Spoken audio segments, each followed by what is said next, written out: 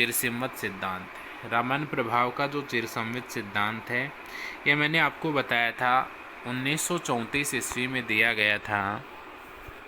रामन प्रभाव का चिरसम्मत जो सिद्धांत है ये कब दिया गया था? 1934 में दिया गया था। और किसने दिया था ये? जी प्लेयर ने दिया था। किसने दिया था ये सिद्धांत? जी प्लेयर नामक वैज्ञानिक था। और जी प्लेयर नामक वैज्ञानिक ने रामन प्रभाव का जो चिरसम्मत सिद्धांत है ये यहाँ पे दिया था।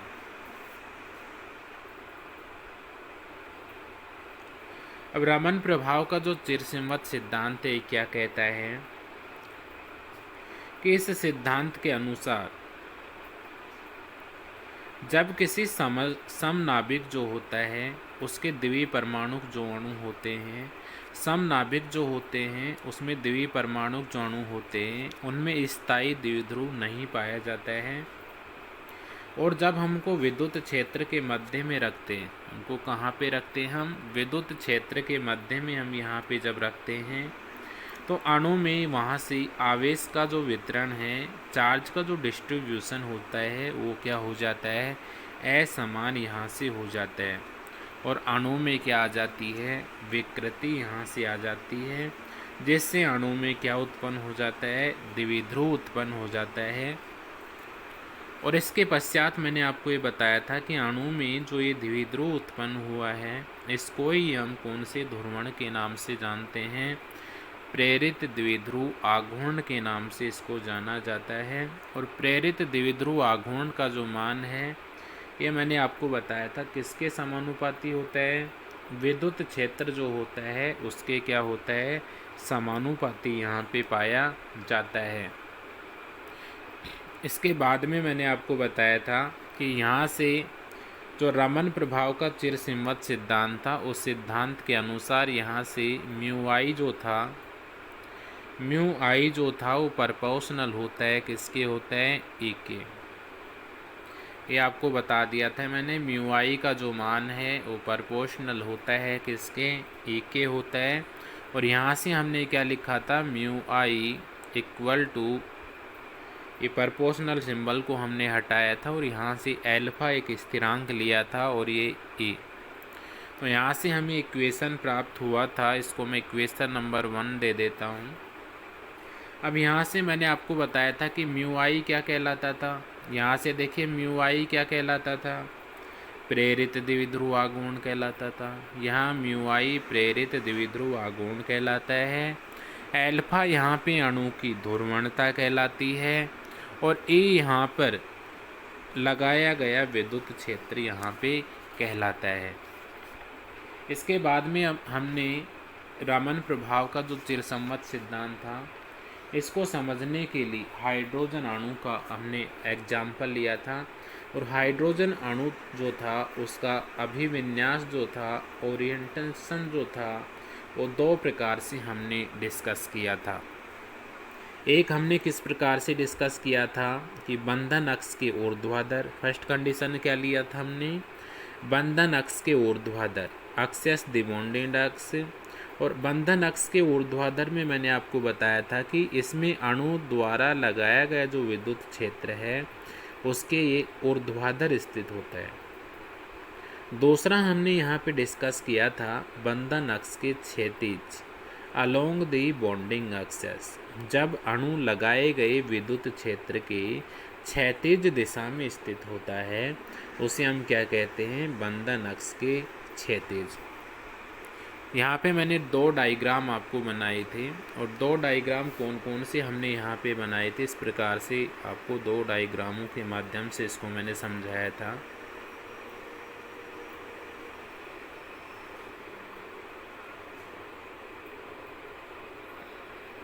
एक तो बंधन अक्ष के ऊर्ध्वाधर हमने एक कंडीशन ली थी और दूसरी जो कंडीशन थी वो कैसे ली थी? बंधन अक्ष के क्षैतिज।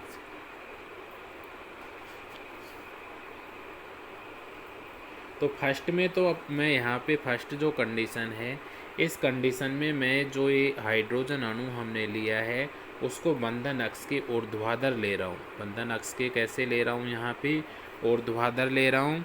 और ये जो कंडीशन है, इस कंडीशन में मैं हाइड्रोजन जो परमाणु है इसको बंधन अक्ष के कैसे ले रहा हूँ, क्षैतिज यहाँ पे ले रहा हूँ। तो ये एक प्रकार से इस प्रकार की पोजीशन हो गई है H2 अणु की। ये जो पोजीशन, ये तो कैसे, बंधन अक्ष के ऊर्ध्वाधर। और ये जो पोजीशन है, ये पोजीशन किस प्रकार की पोजीशन है, यहाँ बंधन अक्ष के क्षैतिज। तो इसको मैंने क्या कहा था,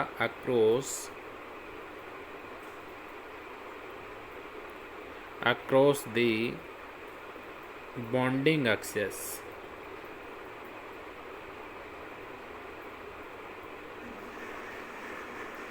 फर्स्ट जो कंडीशन थी ये किसके लिए है, अक्रॉस द बॉन्डिंग एक्सेस, अर्थात बंधन अक्ष के ऊर्ध्वाधर। और सेकंड जो कंडीशन है, ये कंडीशन कौन सी है, बंधन अक्ष के क्षैतिज। और इसको हमने क्या कहा था, along the bonding axes, along the bonding axes. तो यहाँ पे हमने रमन प्रभाव का जो चिरसम्मत सिद्धांत है इसको H2 अणु के लिए एक्सप्लेन किया था, बंधन अक्ष के ऊर्ध्वाधर एंड बंधन अक्ष के क्षैतिज। इसके बाद में मैंने आपको यहाँ पे एक इक्वेशन बताया था, विद्युत चुंबकीय विकिरणों के विद्युत जो सदिश घटक होते हैं उनको हमने इस इक्वेशन के माध्यम से रिटर्न किया था। हमने यहाँ पे एक इक्वेशन लिया था, A इक्वल टू क्या लिया था हमने, A नोट साइन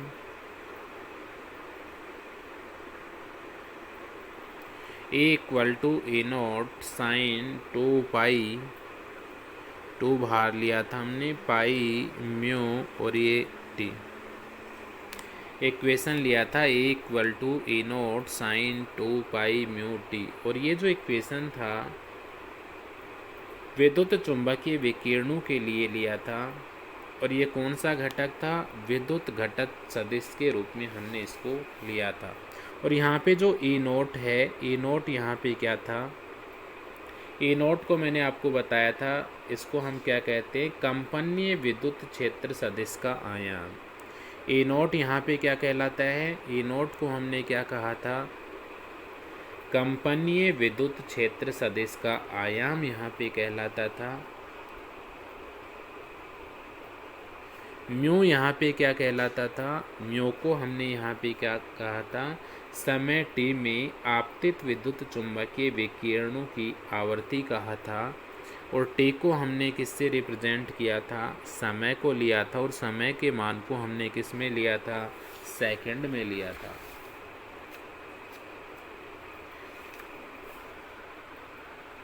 और इसके बाद इस मान को, एक का जो ये मान हमें प्राप्त हुआ था, एक के इस मान को हमने कहाँ पे रख दिया था, एक के इस मान को समीकरण नंबर 1 में हमने पुट किया था। और यहाँ से हमें इक्वेशन नंबर क्या प्राप्त हुआ था, यहाँ से हमें इक्वेशन नंबर प्राप्त हुआ था म्यू आई इक्वल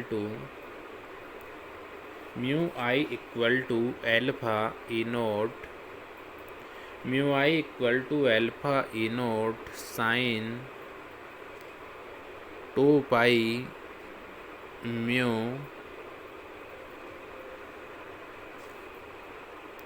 तो यहाँ से जो इक्वेशन हमें प्राप्त हुआ था वो क्या इक्वेशन प्राप्त हुआ था, mu I equal to alpha e naught sine 2 pi mu T. अब यहाँ से मैंने आपको ये बताया था कि विद्युत चुंबकीय जो विकिरण की आवर्ती होती है और प्रेरित द्विध्रुव आघूर्ण के दोलन की जो आवर्ती होती है, यदि उसका मान यहाँ से समान होता है तो यहाँ से हमें रमन जो स्पेक्ट्रम होगा, रमन स्पेक्ट्रम में रमन जो स्पेक्ट्रम है, रमन स्पेक्ट्रम में हमें कौन सी रेखाएं प्राप्त होंगी, रमन स्पेक्ट्रम में हमें यहाँ से रेले लाइन यहाँ से हमें प्राप्त होंगी। कब होंगी, जब विद्युत चुंबकीय विकिरण की आवर्ती और प्रेरित द्विध्रुव जो आघूर्ण है उनके दोलन की यदि आवर्ती क्या है, समान है। इसके बाद इक्वेशन नंबर जो ये हमें प्राप्त हुआ है mu I equal to alpha a naught sine 2 pi mu T. इस इक्वेशन पर कंपन और घूर्णन विकिरण के प्रभाव के अध्ययन को रमन प्रभाव की व्याख्या हम यहाँ से आसानी से कर सकते। अर्थात ये जो इक्वेशन है, इस इक्वेशन को यदि मैं कंपनीय प्रभाव और घूर्णनीय प्रभाव पर लागू करता हूँ तो यहाँ से रमन प्रभाव का जो चिरसम्मत सिद्धांत है उस सिद्धांत की हम आसानी से क्या कर सकते हैं, व्याख्या हम यहाँ से कर सकते हैं। तो ये यहाँ तक आपने रिटर्न कर लिया था। हमने हेडिंग डाला था रमन प्रभाव का चिरसम्मत सिद्धांत या ध्रुवणता की संकल्पना। इसको हमने क्लास में रिटर्न कर लिया था। ये डायग्राम भी हमने वहाँ पे मेंशन किए थे। इसके बाद इक्वेशन हमने रिटर्न किया था और लास्ट में हमने ये इक्वेशन रिटर्न कर लिया था mu I equal to alpha e naught sine 2 pi mu T. अब देखिए हम आगे इसमें स्टार्ट करते हैं। कंपन का जो प्रभाव है वो क्या होता है, इफेक्ट ऑफ जो वाइब्रेशन होता है वो क्या होता है। तो ये तो हमने रिटर्न कर ही लिया था, इसको रिटर्न करने की आपको दोबारा से आवश्यकता नहीं है। अब हम यहाँ से इसका फर्स्ट जो इफ़ेक्ट है कंपन का इफ़ेक्ट, उसके बारे में डिस्कस करने जा रहे हैं।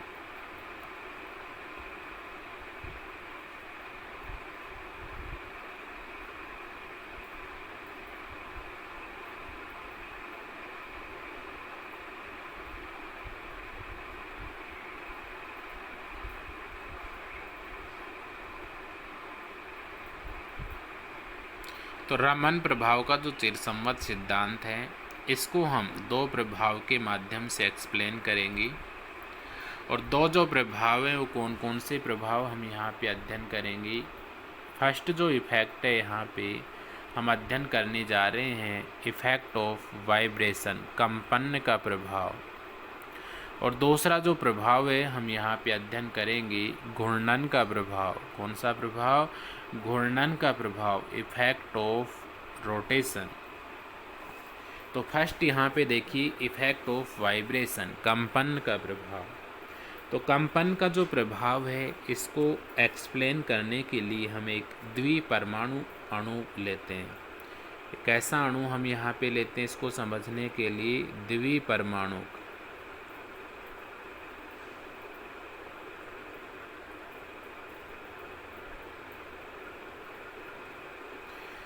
तो कंपन का जो प्रभाव है उसमें हम एक द्विपरमाणु अणु लेते हैं। और द्विपरमाणु अणु जो द्विपरमाणु जो अणु है वो मान लेते हैं हम क्या कर रहा है, वो कंपन यहाँ से कर रहा है।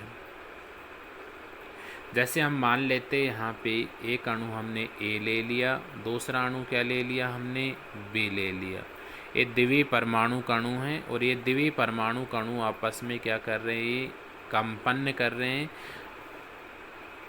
तो कंपन का जो प्रभाव है इसको समझने के लिए हम सबसे पहले द्विपरमाणु अणु लेते हैं। अब यहाँ पे एक परमाणु हमने ए लिया, दूसरा परमाणु क्या लिया, बी लिया। अब ये आपस में क्या होंगे, पास में आएंगे और पास में आने पर इनके मध्य में ओवरलैपिंग होगी, अतिव्यापन की प्रक्रिया होगी। और अतिव्यापन के दौरान यहाँ से ये जो द्विपरमाणु अणु हमने लिए हैं इन द्विपरमाणु अणु में यहाँ से क्या होगा, कंपन यहाँ से उत्पन्न होता है। और कंपन होने के पश्चात ये यहाँ से किसका फॉर्मेशन करते हैं, प्रोडक्ट का ये यहाँ से क्या करते हैं, फॉर्मेशन करते हैं। अब ये जो द्विपरमाणु अणु हैं इनमें ओवरलैपिंग होती है और ओवरलैपिंग के कारण ये यहाँ से कंपन की प्रक्रिया को संपन्न करती हैं। अब यहाँ से जैसे ही इन दोनों अणुओं में, अब दो अणु लिए हमने, एक ए अणु लिया है, दूसरा बी अणु लिया है। अब इन दोनों अणुओं में क्या होगा, कंपन होगा। तो कंपन के कारण यहाँ से इसकी जो ध्रुवणता का मान है, इसकी जो ध्रुवणता का मान है, एल्फा का जो मान है, एल्फा को हम यहाँ पे क्या कहते हैं, ध्रुवणता कहते हैं। तो इसमें जो ध्रुवणता का मान है, एल्फा का जो मान है वो अणु की ध्रुवणता के मान में परिवर्तित हो जाता है और कंपन के कारण अणु में साम्य अवस्था से विस्थापन हो जाता है। और हम मान लेते हैं अणु में यहाँ से जो विस्थापन हो रहा है वो विस्थापन कितना हो रहा है, x हो रहा है। तो यहाँ से जो अणु है उसकी ध्रुवणता में जो परिवर्तन हो रहा है, तो ये क्या हो गया, x यहाँ पे किसको डिनोट कर रहा है, विस्थापन को यहाँ पे क्या कर रहा है, ये x डिनोट कर रहा है। तो सबसे पहले देखिए कंपन का जो प्रभाव है, कंपन के प्रभाव को समझने के लिए हम एक द्वितीय परमाणु अणु लेते हैं और हम मान लेते हैं कि द्वितीय परमाणु जो अणु है वो क्या कर रहा है, कंपन कर रहा है। अब द्वितीय परमाणु जो अणु है वो कंपन किस प्रकार से करता है, ये हम इसको समझने के लिए एक एग्जाम्पल लेते हैं। फॉर एग्जाम्पल यहाँ पर ए एक रिएक्टेंट अणु है, बी दूसरा रिएक्टेंट अणु है, ये द्वितीय परमाणु अणु है और ये आपस में पास में आते हैं। पास में आने पर इनमें क्या होगा, ओवरलैपिंग की प्रक्रिया संपन्न होगी, अतिव्यापन की प्रक्रिया संपन्न होगी और ओवरलैपिंग के कारण यहाँ पे अतिव्यापन के कारण यहाँ से ये द्वितीय परमाणु जो अणु है इसमें कंपन उत्पन्न हो जाता है और कंपन के कारण यहाँ से ये जो द्वितीय परमाणु अणु था, इस द्वितीय परमाणु अणु में जो ध्रुवणता का जो मान है, एल्फा का जो मान है वो क्या हो जाता है, परिवर्तित हो जाता है। और एल्फा का मान परिवर्तित होने पर अर्थात ध्रुवणता के मान में चेंज होने के कारण जो अणु है, अणु अपनी साम्य अवस्था से विस्थापित हो जाता है और हम मान लेते हैं अणु कितना विस्थापित हो जाता है साम्य अवस्था से, x यहाँ पे क्या हो जाता है, विस्थापित यहाँ से हो जाता है। अब यहाँ से देखिए आगे, अब एल्फा है इसकी जो ध्रुवणता है इसके मान में क्या हो गया, परिवर्तन हो गया। तो अब इसकी ध्रुवणता के जो मान है इसका फॉर्मूला यहाँ पे दिया गया था। एल्फा का जो मान परिवर्तन हुआ है उसके लिए एक फॉर्मूला दिया गया था, एल्फा इक्वल टू, ये मैंने आपको क्लास में समझा भी दिया था, alpha equal to alpha naught plus beta x by A.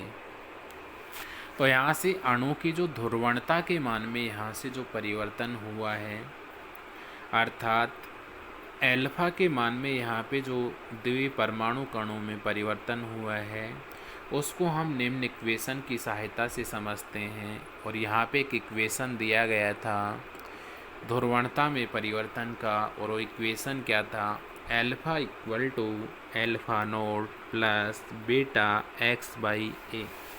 जहाँ हम क्या लिख सकते हैं, जहाँ एल्फा क्या कहलाता है, जहाँ एल्फा इक्वल टू ध्रुवणता कहलाती है, साम्यावस्था में ध्रुवणता, इसको मैं इक्विबेरियम लिख देता हूँ, इक्विबेरियम, और ध्रुवणता इक्विबेरियम, या इसको मैं ये से लिख देता हूँ साम्यावस्था में ध्रुवणता, साम्यावस्था में ध्रुवणता।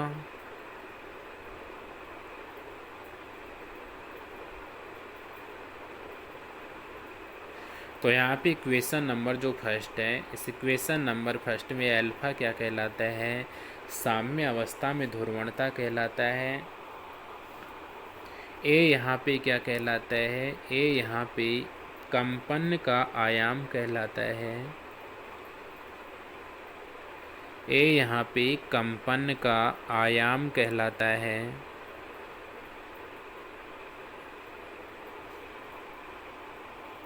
x यहाँ से साम्य अवस्था से विस्थापन कहलाता है, x यहाँ क्या कहलाता है, साम्य अवस्था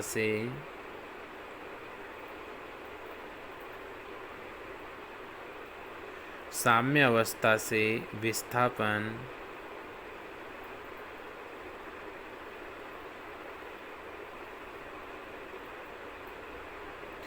एक्स यहाँ पे साम्य अवस्था से विस्थापन कहलाता है और बेटा यहाँ पे क्या कहलाता है, बेटा यहाँ पे ध्रुवणता में कंपन का वेग कहलाता है।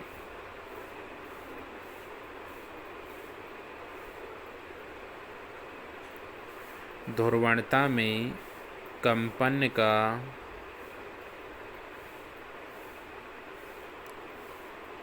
वेग कहलाता है। अब यहाँ से देखिए एल्फ़ा का मान हमने कैलकुलेट कर लिया। अब ये एल्फ़ा का जो मान है ये कहाँ पे आपको पुट करना है, यहाँ पे मैंने अभी अभी आपको समझाया था रमन प्रभाव का चिरसम्मत सिद्धांत, और रमन प्रभाव का जो चिरसम्मत सिद्धांत था उसके अकॉर्डिंग हमने म्यू आई का मान निकाला था। और म्यू आई का मान वहाँ पे हमने क्या निकाला था, म्यू आई इक्वल टू, देखिए वहाँ से अपन ने ये इक्वेशन निकाला था last, mu I equal to यहाँ से हमने निकाला था alpha a naught sine 2 pi mu t, equation निकाला था mu I equal to alpha a naught sine 2 pi mu t. और ये इक्वेशन जो था ये किसके लिए इक्वेशन था, यहाँ से ये जो इक्वेशन था ये विद्युत चुंबकीय विकिरण की आवर्ती और प्रेरित द्विध्रुव आघूर्ण के दोलन की जो आवर्ती है उनके मध्य संबंध का ये रिलेशन था। तो इसको मैं इक्वेशन नंबर 2 दे देता हूँ। अब इक्वेशन नंबर जो 2 है इसमें एल्फ़ा का मान यहाँ पे पुट कीजिए। तो यहाँ से मैं क्या रिटर्न कर सकता हूँ, फ्रॉम इक्वेशन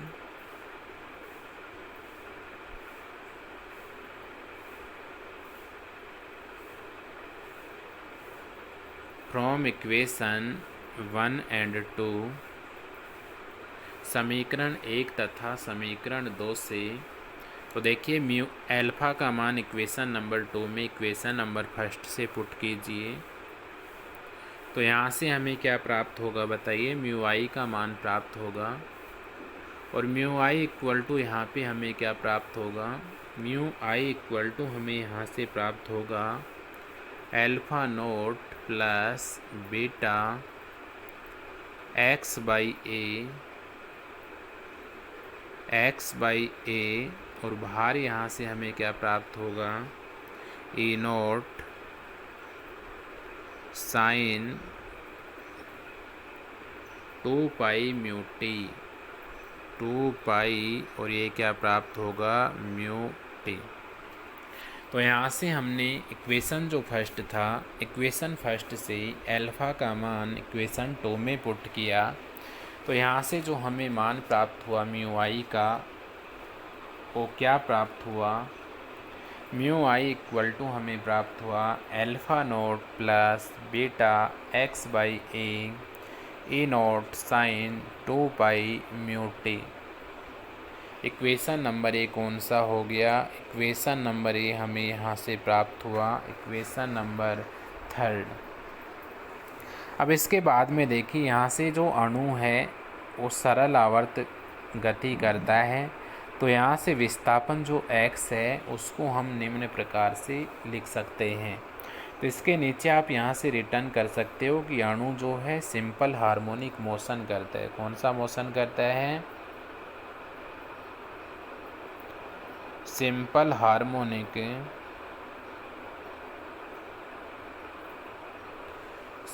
हार्मोनिक मोशन यहाँ से करता है। और सिंपल हार्मोनिक मोशन करने के कारण, सरल आवर्त दोलन गति करने के कारण यहाँ से जो इसका विस्थापन है एक्स का जो मान है वो किसके इक्वल हो जाता है, A sine x equal to A sine, और ये क्या हो गया 2 पाई म्यू, और ये कंपन गति कर रहा है इसलिए इसको मैंने म्यू के स्थान पे क्या लिख दिया, म्यू वी टी। तो यहाँ से विस्थापन का जो मान है वो हमें क्या प्राप्त हुआ, विस्थापन x इक्वल टू हमें यहाँ से प्राप्त हुआ ए साइन 2 पाई म्यू, और म्यू के स्थान पे मैंने यहाँ पे क्या पुट किया, म्यू भी पुट किया। क्यों पुट किया, क्योंकि यहाँ पे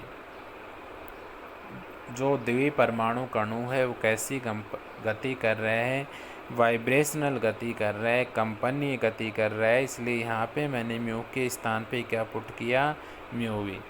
तो यहाँ से x इक्वल टू हमें प्राप्त हुआ a sine 2 pi mu we t. Equation number यहाँ से कौन सा हो गया, इक्वेशन नंबर ये हो गया हमारा 4। इक्वेशन नंबर ये 4 हमें प्राप्त हुआ। और यहाँ पे म्यू वी क्या है, कंपन की वह आवृत्ति है जिससे अणु की ध्रुवणता के मान में क्या हो रहा है, परिवर्तन हो रहा है। अब ये जो x का मान हमें प्राप्त हुआ है, इस x के मान को आपको कहाँ पे रखना है, इक्वेशन नंबर जो 3 हमें प्राप्त हुआ था, ये देखिए इक्वेशन नंबर जो 3 हमें प्राप्त हुआ था, mu I equal to alpha naught plus beta x by a naught sine 2 pi mu t. Equation number 3 में x का मान इक्वेशन नंबर 4 से पुट करते हैं, तो यहाँ से हम क्या रिटर्न कर सकते हैं, फ्रॉम इक्वेशन 3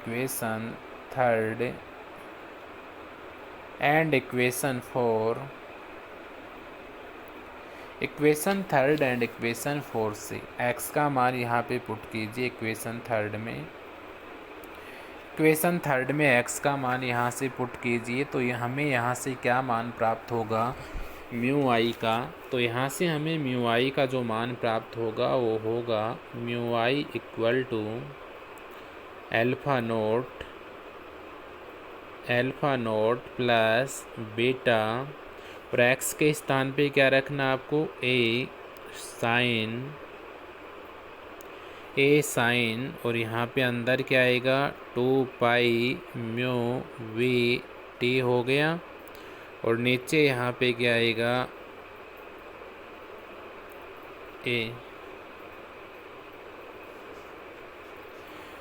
तो यहाँ से म्यू आई इक्वल टू हमें प्राप्त हुआ alpha naught plus beta A sine 2 pi mu we T by A, और यहाँ पे जो मल्टीप्लाई में आएगा ये मान, यहाँ पे मल्टीप्लाई होगा, और यहाँ पे ये जो मान आएगा, क्या मान शेष रह गया यहाँ से, ए नॉट हो गया, ए नॉट साइन 2 पाई म्यू और ये टी। तो यहाँ से देखिए हमें इक्वेशन प्राप्त हुआ mu I equal to alpha naught plus, इसको थोड़ा ऊपर लिख देता हूँ मैं, ये मल्टीप्लाई में आएगा, और यहाँ पे लिख देता हूँ इसको मैं, क्या आएगा, ए नॉट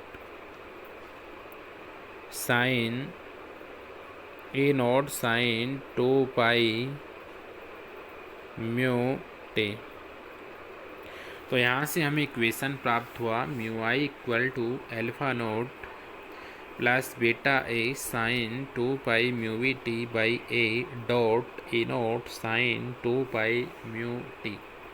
अब यहाँ से देखिए ये वाला जो पद है, ये वाला जो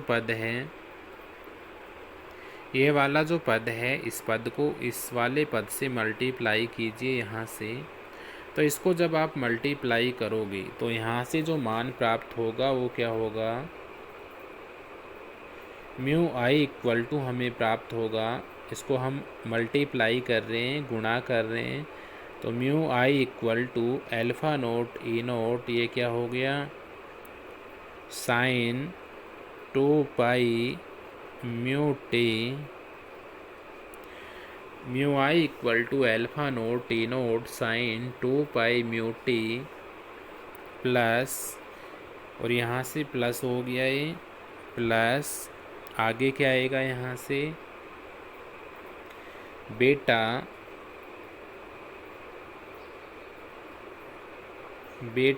ए नोट साइन 2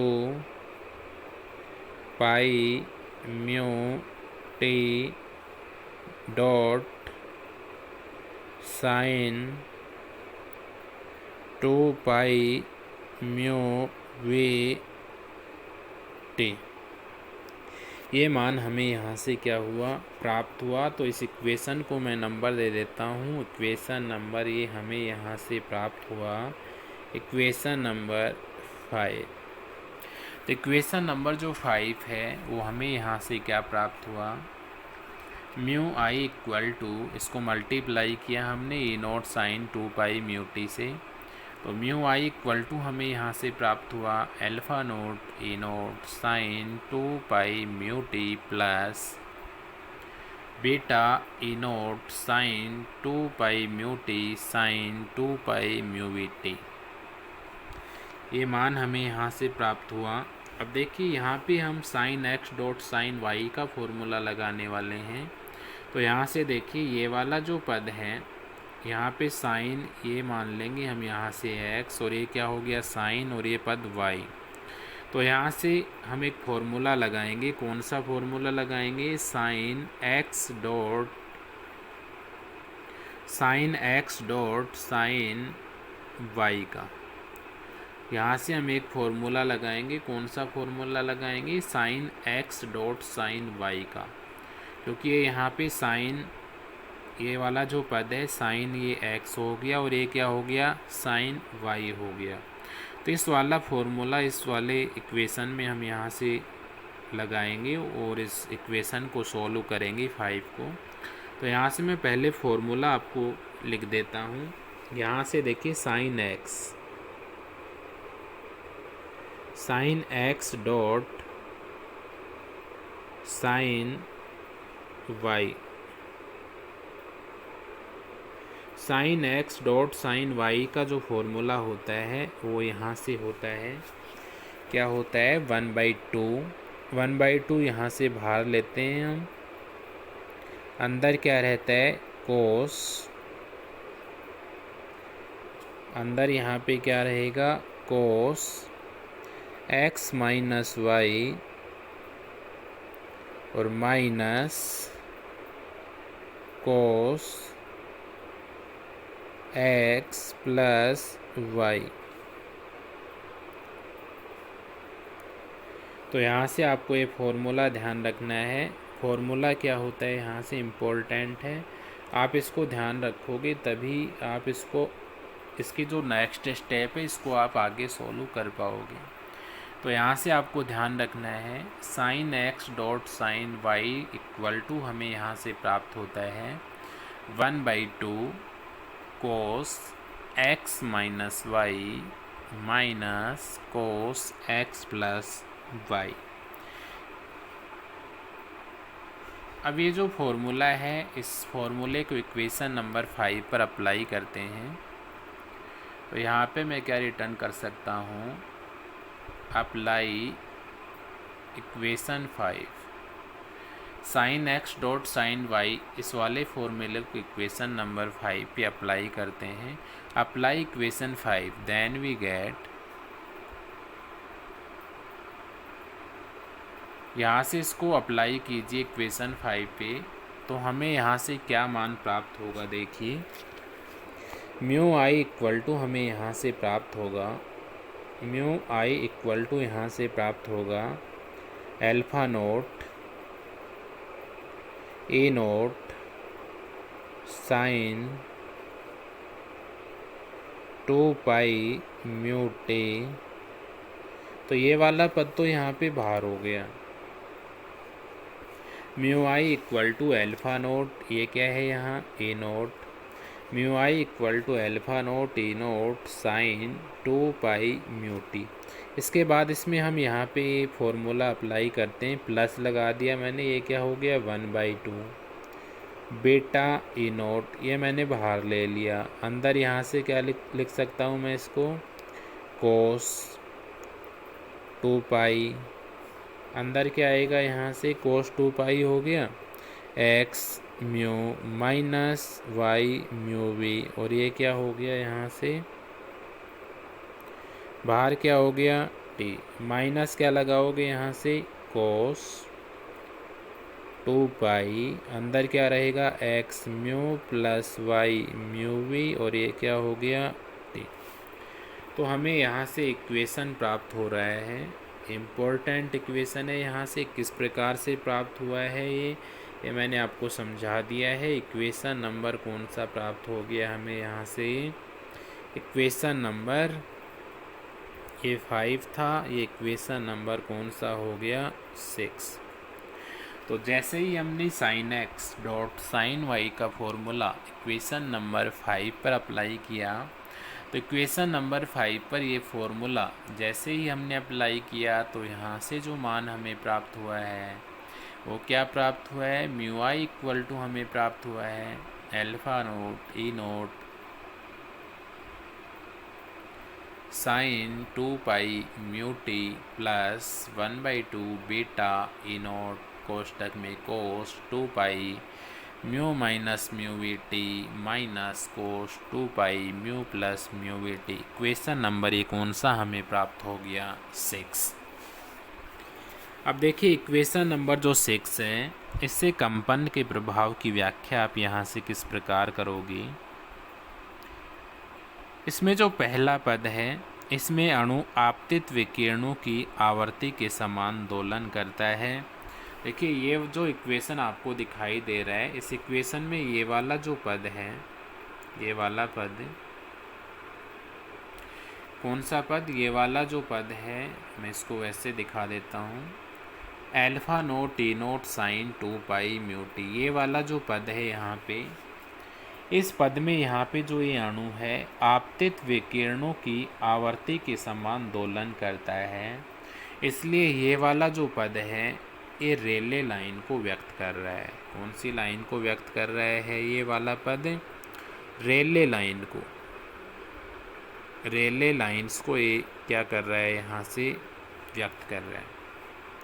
तो यहाँ से alpha naught t naught sine 2 pi mu t वाला जो पद है ये रेले लाइन को व्यक्त कर रहा है, क्योंकि यहाँ पर अणु जो है आपतित विकिरणों की आवर्ती के समान दोलन कर रहा है। जबकि जो दूसरा जो पद है यहाँ पे, दूसरा और जो तीसरा जो पद है यहाँ पे, देखिए दूसरा जो पद है यहाँ पे ये वाला पद है म्यू माइनस म्यू वी, और थर्ड जो पद है वो कौन सा है यहाँ पे, म्यू प्लस म्यू वी। तो यहाँ पे ये थर्ड पद और सेकंड पद म्यू माइनस म्यू वी और म्यू प्लस म्यू वी आवर्ती से दोलन कर रहे हैं, इसलिए ये जो दोनों पद हैं, ये वाला पद और ये वाला जो पद है, ये दोनों पद जो हैं ये रमन लाइन को व्यक्त कर रहे हैं। यहाँ पे कौन सी लाइन को व्यक्त कर रहे हैं, ये रमन लाइन को। तो यहाँ से ये लाइन भी कौन सी लाइन होगी, यहाँ ये वाली लाइन भी कौन सी लाइन होगी, रमन लाइन होगी। ये भी रमन लाइन होगी, और ये वाली जो लाइन है ये भी कैसी लाइन होगी, रमन लाइन होगी। तो यहाँ से हम कह सकते हैं इस इक्वेशन का जो फर्स्ट पद है ये रेले लाइन को व्यक्त कर रहे हैं, क्योंकि इसमें आपतित विकिरणों की आवर्ती के समान ये दोलन कर रहा है। इस इक्वेशन का जो सेकंड पद है म्यू माइनस म्यू वी, और थर्ड जो पद है म्यू प्लस म्यू वी, इस आवर्ती में दोलन कर रहे हैं, इसलिए ये जो दोनों लाइनें हैं ये कौन सी लाइनें कहलाएंगी, रमन लाइन यहाँ पे कहलाएंगी। अब यहाँ से ये दो रमन लाइन हो गई। अब यहाँ से मैंने आपको बताया था कि रमन जो लाइनें होती हैं ये भी दो प्रकार की होती हैं, एक होती है स्टोक्स लाइन और एक होती है एंटी स्टोक्स लाइन। इसमें मैंने आपको ये भी बताया था कि स्टोक्स जो लाइन होती हैं वो कम आवर्ती की होती हैं, और एंटी स्टोक्स जो लाइन होती हैं वो अधिक आवर्ती की होती हैं। इसलिए यहाँ से मेरे को आप बताइए म्यू माइनस म्यू वी जो है, म्यू माइनस म्यू वी जो है ये स्टोक्स लाइन होगी कि एंटी स्टोक्स, क्योंकि यहाँ पे आवर्ती का मान देखिए म्यू माइनस म्यू वी, यहाँ आवर्ती का मान कम है, आवर्ती का मान कम है यहाँ पे, तो इसलिए ये कौन सी स्टोक्स लाइन होगी, ये कौन सी लाइन होगी, स्टोक्स रेखा होगी। और यहाँ पे म्यू प्लस म्यू वी जो है इसमें आवर्ती का मान ज़्यादा है, इसलिए यहाँ से ये जो रेखा होगी कौन सी होगी, एंटी स्टोक्स रेखा होगी। और स्टोक्स और एंटी स्टोक जो ये दो रेखाएं प्राप्त हो रही हैं, इनको ही हम कौन सी रेखा के नाम से जानते हैं, रमन रेखा के नाम से इसको हम जानते हैं। तो यहाँ से देखिए मैं क्या लिख सकता हूँ, म्यू माइनस यहाँ पे म्यू वी जो है, ये बताइए कौन सी लाइन को यहाँ पे रिप्रेजेंट करेगा, क्योंकि यहाँ पे आवर्ती जो है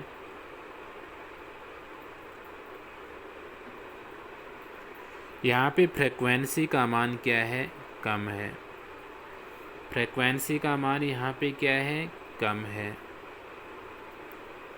आवर्ती का मान यहाँ पे कम है और आवर्ती का मान यहाँ पे कम होगा, तो कौन सी लाइन होगी ये, आवर्ती का मान कम है, इसलिए कौन सी लाइन होगी, स्टोक्स लाइन होगी। स्टोक लाइन इसको हम बोलते हैं। तो यहाँ से इसका कौन सा पद था, ये सेकंड पद था।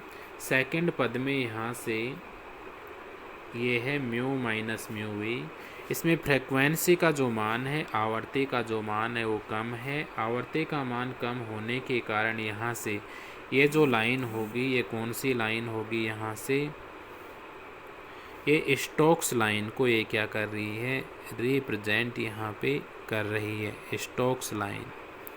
सेकंड इसमें जो तीसरा पद था, तीसरे पद में मैंने आपको बताया यहाँ पे क्या था, म्यू प्लस म्यू वी। तो यहाँ पे आवर्ती का मान क्या होगा बताओ, आवर्ती का मान यहाँ पे कम होगा कि ज़्यादा होगा, यहाँ पे इस कंडीशन में आवर्ती का जो मान है वो क्या होगा, इस कंडीशन में आवर्ती का जो मान है यहाँ पे क्या होगा, ज़्यादा होगा। और आवर्ती का मान यहाँ से जब ज़्यादा होगा तो बताओ मेरे को, यहाँ से आवर्ती का मान ज़्यादा होने पर कौन सी रेखाएं होती हैं, एंटी स्टोक्स, एंटी स्टोक्स रेखाएं होती हैं। तो यहाँ से सेकंड पद में आवर्ती का मान कम है, आवर्ती का मान कम होने पर स्टोक्स रेखा होगी। थर्ड जो पद है इसमें आवर्ती का मान ज़्यादा है, इसलिए एंटी स्टोक्स रेखा होगी। और यहाँ से ये दोनों जो रेखाएं हैं ये आपस में मिलकर स्टोक्स रेखा, स्टोक्स लाइन, और दूसरी कौन सी रेखा है, एंटी स्टोक्स। एंटी स्टोक्स जो लाइन है ये आपस में यहाँ से मिलकर, ये दोनों आपस में मिल जाती हैं और दोनों आपस में मिलकर यहाँ से कौन सी रेखा का निर्माण करती हैं, यहाँ पर रमन लाइन का ये क्या करती हैं, फॉर्मेशन करती है। तो यहाँ से स्टोक्स जो रेखाएं हैं और एंटी स्टोक्स जो रेखाएं हैं ये दोनों रेखाएं आपस में मिल जाती हैं और दोनों रेखाएं आपस में किसका निर्माण करती हैं, रमन लाइंस का यहाँ पे निर्माण करती हैं। अर्थात हम यहाँ से कह सकते हैं कि स्टोक्स जो रेखाएं होती हैं और एंटी स्टोक्स जो रेखाएं होती हैं वो रमन लाइन का ही भाग होती हैं। तो यहाँ से इसका जो दूसरा और तीसरा जो पद है ये रमन रेखाओं को दर्शाएंगी और यहाँ से जो इसका फर्स्ट पद है एक इसको दर्शाएगा, यहाँ से रेले लाइन को ये यहाँ से व्यक्त करेगा। अब इसके बाद में मैं यदि यहाँ पे इक्वेशन नंबर जो ये 6 आपको दिखाई दे रहा है, इक्वेशन नंबर जो 6 आपको ये दिखाई दे रहे हैं, इस इक्वेशन में यदि मैं बीटा का मान 0 रख देता हूँ, देखिए यहाँ से ये जो इक्वेशन है इस इक्वेशन में यहाँ पे बीटा का मान 0 रख देता हूँ। तो देखिए बीटा का मान मैंने यहाँ पे 0 पुट किया, तो बीटा का मान 0 पुट करने के पश्चात यहाँ से इसको 0 से आप मल्टीप्लाई करोगे तो ये वाला पद 0 हो गया, और अगर आप इससे मल्टीप्लाई करोगे तो ये वाला जो पद है ये भी यहाँ पे क्या हो जाएगा, ये वाला पद भी क्या हो जाएगा, 0 हो जाएगा। तो यहाँ से इक्वेशन जो 6 है, इस इक्वेशन 6 से हमें केवल क्या प्राप्त होगा, म्यू आई इक्वल टू हमें यहाँ से प्राप्त होगा अल्फ़ा नोट ई naught sine 2 pi mu T ही हमें क्या होगा, प्राप्त होगा। तो यहाँ से मैं क्या रिटर्न कर सकता हूँ, इफ बीटा इक्वल टू 0,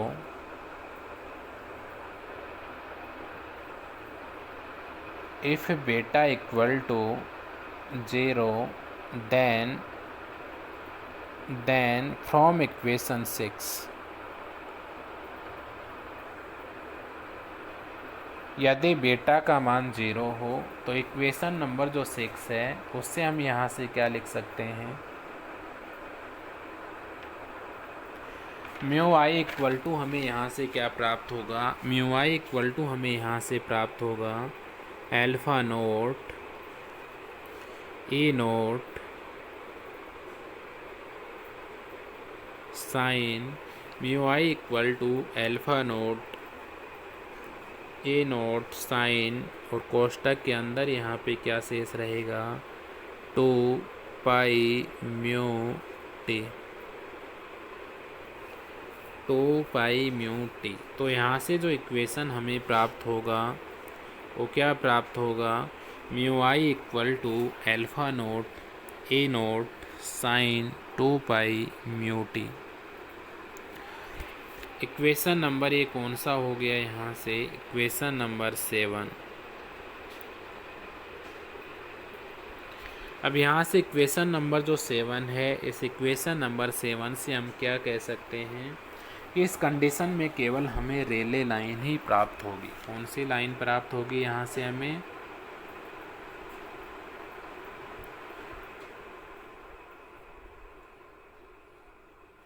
यहाँ से इस कंडीशन में इक्वेशन नंबर जो 7 है, अर्थात बीटा इक्वल टू जब हम यहाँ पे 0 पुट करते हैं तो इस कंडीशन में हमें रेले लाइन ही फाउंड होती है। रमन यहाँ पे क्या होता है, रमन जो लाइन होती है,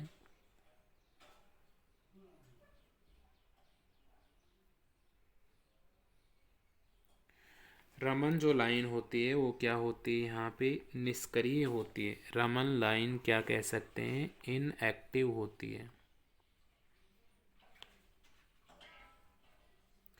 तो ये प्रभाव था आपका यहाँ पे कंपन का प्रभाव।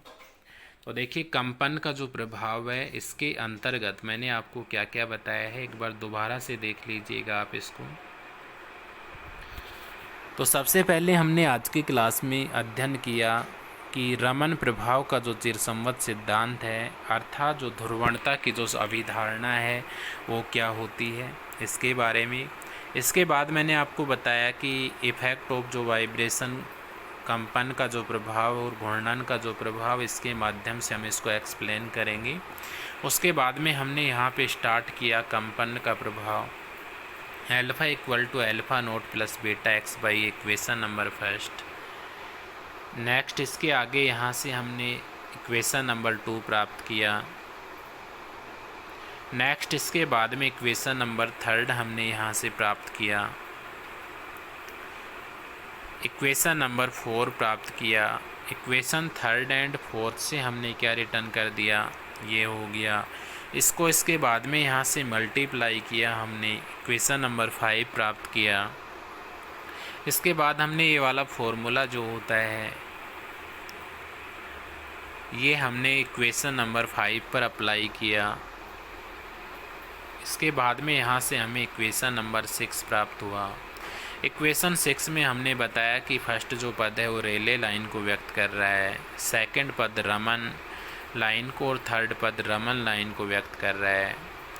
नेक्स्ट मैंने आपको बताया कि यहाँ पे सेकंड पद की आवर्ती कम है, इसलिए स्टोक्स लाइन को व्यक्त कर रहा है। थर्ड जो पद है इसकी आवर्ती ज़्यादा है, इसलिए एंटी स्टोक्स लाइन को व्यक्त कर रहा है। और यहाँ से स्टोक्स और जो एंटी स्टोक्स लाइन है ये आपस में मिलकर रमन लाइन का फॉर्मेशन करती हैं। इसके बाद में लास्ट में हमने बीटा इक्वल टू 0 रखा इक्वेशन 6 में, और बीटा इक्वल टू 0 हमने यहाँ पे पुट किया। तो यहाँ से म्यू आई इक्वल टू हमें क्या प्राप्त हुआ, एल्फ़ा नोट ई naught sine 2 pi mu T. यहाँ से रेले लाइन, ये रेले लाइन को ये व्यक्त कर रहा है। यहाँ से जो रमन लाइन होगी वो क्या होगी, इनएक्टिव होगी, अर्थात रमन लाइन यहाँ पे क्या होगी, निष्क्रिय होगी। तो यहाँ पे हमने आज की क्लास में कंपन के प्रभाव के बारे में अध्ययन किया। अब यहाँ पे कंपन का जो प्रभाव था इसको मैंने मैथ सेक्शन में रिटर्न करवा दिया था कि बायो जो सेक्शन है इसमें हमने इस कंपन के प्रभाव को समझ तो लिया था, लेकिन रिटर्न हम नहीं कर पाई थी उस टाइम। तो यहाँ से बायो वाले सेक्शन और जिसने मैथ वाले सेक्शन में भी जिसने इनको रिटर्न नहीं किया है तो आप रिटर्न कर सकते हो। रिटर्न कहाँ से करना है ये मैंने आपको समझा तो दिया यहाँ से। अब आप जब यहाँ से इसको रिटर्न करोगे तो यहाँ से देखिए आपको ये पेज दिखाई दे रहा होगा। अब मैंने आपको जैसे समझाया है उसी क्रम में आपको इसको रिटर्न करना है। तो देखिए यहाँ से ये आपको यहाँ से रिटर्न करना है कंपन का प्रभाव, इफेक्ट ऑफ वाइब्रेशन। माना एक द्वितीय परमाणु कणु कंपन कर रहा है। इस कंपन के कारण अणु की ध्रुवणता परिवर्तित हो जाती है। यदि कंपन के कारण अणु में साम्यावस्था से विस्थापन x हो तो ध्रुवणता में हुए परिवर्तन को निम्न प्रकार लिखा जा सकता है। इसके बाद यहाँ से मैंने इक्वेशन आपको बताया था। इक्वेशन नंबर ये कौन सा हो जाएगा, इसको इक्वेशन नंबर आप दे देना 1। Alpha equal to alpha naught plus beta x by A. यहाँ एल्फ़ा नोट क्या है, साम्यावस्था में ध्रुवणता, ए क्या है, कंपन का आयाम, एक्स क्या है, साम्यावस्था से विस्थापन, बीटा क्या है, ध्रुवणता में कंपन का वेग। अब एल्फ़ा का जो ये मान है समीकरण में रखने पर, एल्फ़ा का जो ये मान हमें प्राप्त हुआ है इस मान को कौन सी समीकरण में रखोगे आप, यहाँ से मैंने आपको पीछे अभी समझाया है। तो यहाँ से हमने लास्ट इक्वेशन निकाला था म्यू आई इक्वल टू हमने इक्वेशन निकाला था। म्यू आई इक्वल टू हमें प्राप्त हुआ था एल्फ़ा ई नोट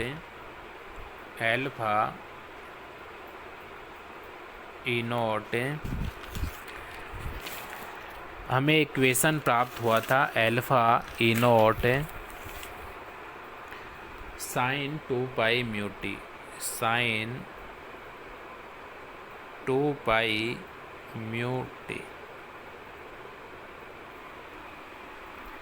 तो यहाँ से हमें इक्वेशन प्राप्त हुआ था mu I equal to alpha E naught sine 2 pi mu T. तो एल्फ़ा का मान यहाँ पे आप इस समीकरण में रख दीजिएगा। इक्वेशन नंबर 2 लिख देता हूँ मैं इसको। इक्वेशन नंबर ये कौन सा हो गया, 2। इसके नीचे आप क्या लिखोगे, from equation 1 and 2, from equation 1 and equation 2 we get. समीकरण 1 तथा समीकरण 2 से, समीकरण जो 2 है इसमें एल्फ़ा का मान हम पुट करते हैं। तो यहाँ से एल्फ़ा का जो मान होगा इक्वेशन नंबर ये 3 हमें प्राप्त हो जाएगा। इसके बाद मैंने आपको बताया था अणु सिंपल हार्मोनिक मोशन कर रहा है। तो यहाँ से x को निम्न प्रकार लिखा जा सकता है। x का जो मान है वो क्या हो जाता है, x equal to A sine 2 pi mu we t. Equation number यहाँ से कौन सा हो गया, 4। और म्यू वी क्या है, यहाँ पे कंपन की वह आवृत्ति है जिससे अणु में क्या हो रही है, ध्रुवणता यहाँ पे हो रही है। नेक्स्ट इसके बाद में यहाँ से x का मान समीकरण में रखने पर x का मान यहाँ से जो प्राप्त हुआ है इस मान को इक्वेशन नंबर 3 में आप यहाँ से पुट कर देना। इक्वेशन 3 में यहाँ से पुट करोगे तो इक्वेशन नंबर ये हमें 4 प्राप्त हो जाएगा। इसके बाद में आपको यहाँ से इसको, ये जो वाला पद है इसको आपको अंदर मल्टीप्लाई करना है और मल्टीप्लाई करने के पश्चात हमें इक्वेशन प्राप्त हो जाएगा, इक्वेशन नंबर ये 5। इसके बाद में मैथ का ये फॉर्मूला होता है, ध्यान रखना, आपको मैंने समझा दिया है इसको। ये फॉर्मूला आपको इसमें ध्यान रखना है, sine x dot sine y equal to होता है 1/2 cos x minus y minus cos x plus y. इस फॉर्मूले से हमने इस इक्वेशन को सॉल्व कर लिया और यहाँ से जो इक्वेशन हमें प्राप्त हुआ वो कौन सा इक्वेशन प्राप्त हुआ, यहाँ से इक्वेशन नंबर ये 6 हो गया। इसके बाद इस इक्वेशन नंबर 6 के बाद में मैंने आपको बताया था कि यहाँ पर जो ये पहला पद है ये रेले लाइन को व्यक्त कर रहा है, क्योंकि यहाँ पर आपतित विकिरण की आवृत्ति के ये समान दोलन कर रहा है। सेकंड जो पद है यहाँ पे mu we minus mu we और mu V plus mu V, ये दोनों पद हैं, ये रमन लाइन को व्यक्त कर रहे हैं। अब यहाँ पर mu we minus mu v जो है कम आवर्ती, इसलिए स्टोक्स लाइन है, इसकी आवर्ती अधिक है, इसलिए कौन सी लाइन है, एंटी स्टोक्स लाइन है। इसके बाद यहाँ से इक्वेशन नंबर जो 6 है, इसमें बीटा का मान यहाँ पे हम क्या कर देते हैं, 0 कर देते हैं। तो बीटा का मान यहाँ पे 0 करेंगे तो इक्वेशन जो 6 है वो हमें क्या प्राप्त होगी, यहाँ से म्यू आई इक्वल टू यहाँ से हमें प्राप्त होगी एल्फ़ा नोट ई naught sine 2 pi mu T. इस स्थिति में केवल कौन सी लाइनें प्राप्त होंगी, रेले लाइन प्राप्त होंगी, यहाँ पर रमन लाइनें प्राप्त नहीं होंगी, क्योंकि यहाँ पर रमन क्या होगा, इनएक्टिव होगा। अर्थात ये इक्वेशन जो हमें प्राप्त हुआ है इसको हम इक्वेशन नंबर कौन सा कह देंगे, 7। इक्वेशन 7 में यहाँ पे हमें केवल रेले लाइनें प्राप्त होंगी, रमन यहाँ पे लाइनें प्राप्त नहीं होंगी। अर्थात इक्वेशन नंबर जो 7 है इसमें हमें स्टोक्स और एंटी स्टोक्स जो रेखाएं हैं वो हमें प्राप्त नहीं होंगी। केवल कौन सी रेखाएं हमें यहाँ पे प्राप्त होंगी, रेले जो लाइन है वो हमें यहाँ पे क्या होंगी, प्राप्त होंगे। तो ये था आपका कंपन का प्रभाव। अब आप इसको जैसे ही रिटर्न करोगे तो मैं दोबारा से बैक कर देता हूँ। यहाँ से आपको हेडिंग डालना है कंपन का प्रभाव, और हेडिंग डालकर ये वाला जो पेज है दिखाई दे रहा होगा आपको, ये वाला पेज आपको इसमें रिटर्न कर देना है। नेक्स्ट आपको ये वाला जो पेज है ये इसमें आपको रिटर्न करना है। नेक्स्ट आपको इसमें ये वाला जो पेज है ये रिटर्न कर देना है। नेक्स्ट आप में लास्ट में ये वाला जो पेज है इसमें आपको क्या करना है, रिटर्न कर देना है। तो ये था आपका कंपन का प्रभाव। नेक्स्ट क्लास में हम यहाँ से डिस्कस करेंगे घूर्णन का जो प्रभाव होता है, घूर्णन का प्रभाव क्या होता है इसके बारे में। और घूर्णन का जो प्रभाव है ये कंपन के प्रभाव से क्या है, थोड़ा सा अंतर रखता है। तो उसमें हम बताएंगे आपको कि जो कंपन का प्रभाव है उसमें यदि हम किस प्रकार से चेंज करें, कितना यहाँ पे चेंज होगा कि वहाँ से जो घूर्णन का प्रभाव है वो हमें प्राप्त हो जाएगा। अब घूर्णन का जो प्रभाव होगा उसमें भी हमें ये sine x dot sine y का फॉर्मूला ही लगाना है। और मैंने आपको बताया sine x dot sine y का जो फॉर्मूला होता है वो क्या होता है, 1/2 cos x minus y minus cos x plus y. लेकिन यहाँ पे हमने जो विस्थापन लिया था, यहाँ पे हमने कंपन में विस्थापन का मान x equal to A sine 2 pi mu we t लिया था। लेकिन यहाँ पर जो विस्थापन का मान होगा ये मैंने आपको बताया था, ये a sine 2 pi 2 mu we t ये हो जाता है x equal to A sine 2 pi 2 mu r t. और म्यू आर जो है यहाँ क्या कहलाता है, घूर्णन की आवर्ती कहलाता है। तो कल की क्लास में हम अध्ययन करेंगे इसका घूर्णन का जो प्रभाव है वो क्या होता है। तो आज की क्लास के लिए इतना ही। Thanks to all of you.